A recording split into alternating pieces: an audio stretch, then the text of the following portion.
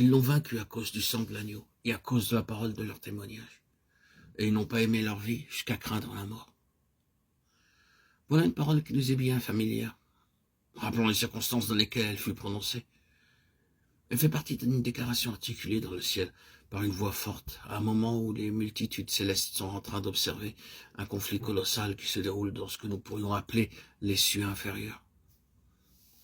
Ce conflit met aux prises d'une part les forces célestes représentées par Michel et ses anges, d'autre part les forces diaboliques représentées par Satan et ses anges.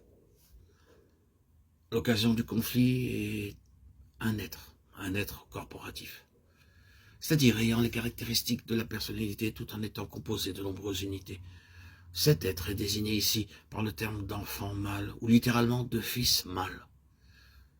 Par son enlèvement auprès de Dieu et de son trône, c'est lui qui déclenche cette terrible bataille et en précipite l'issue.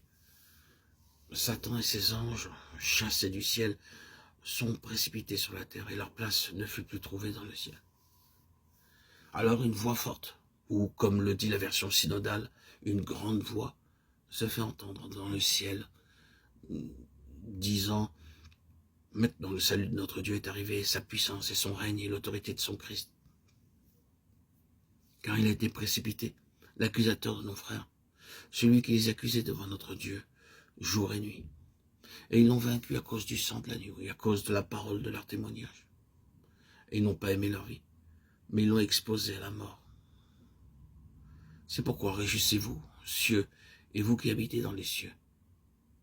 Malheur à la terre et à la mer, car le diable est descendu vers vous, sachant qu'il ne lui reste que peu de temps. » Il y a dans ce passage bien des détails auxquels nous ne pouvons pas nous arrêter ici.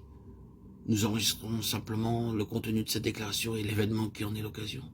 Car c'est cela et tout ce qui s'y rattache qui va faire l'objet de nos futurs audios.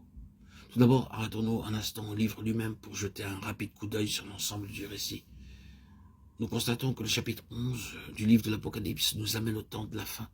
Le chiffre 7 au verset 15 est toujours associé à une idée de plénitude, d'achèvement. Et cette 7e trompette marque la fin d'une phase de la présente économie. Le chapitre 12 traite du temps de la fin. Mais il est très important pour nous de réaliser que les chapitres 12 et 14 forment une parenthèse. Ils ne sont pas dans la ligne directe de la narration. Ils constituent une partie distincte, insérée là. C'est la signification du mot parenthèse, pour expliquer ou confirmer ce qui a été dit. Le récit en lui-même est complet, mais quelque chose s'est introduit par voie de parenthèse pour élucider certains faits et en indiquer le sens. Ainsi, les chapitres 12 et 14 du livre de l'Apocalypse sont une parenthèse, une explication de ce qui vient d'être dit. Tenant compte de ce fait, si nous réalisons qu'il en est ainsi et qu'il en est bien ainsi, nous constatons que le chapitre 12 correspond au chapitre 2 et 3 et le mot qui nous donne la clé ou qui établit le lien entre ce chapitre 12 et ces chapitres 2 et 3 est le mot vaincre. Nous savons que tous ces messages des chapitres 2 et 3 s'adressent pour finir au vainqueur. Ils se terminent tous par les mots « à celui qui vaincra ». Le vainqueur est à la fois la clé de l'interprétation et le lien entre ces deux parties. Dans le chapitre 12, l'enfant mâle, le fils, n'est pas autre chose que la phalange des vainqueurs au temps de la fin. Je suppose qu'ici, je serais bien inspiré de m'arrêter un instant pour dire que sur ce point, tout le monde ne sera peut-être pas d'accord avec moi. Je sais fort bien qu'il en est ainsi, mais si je suis très affirmatif, ne croyez pas que je cherche à vous imposer ma manière de voir ou que je vais essayer de vous faire accepter cette interprétation. Mon assistance n'a pas d'autre mobile que la force de ma conviction personnelle. À vous de porter la chose devant Dieu et d'obtenir pour vous-même le témoignage intérieur de l'esprit. Pour moi, il y a là une question d'une importance sans parallèle.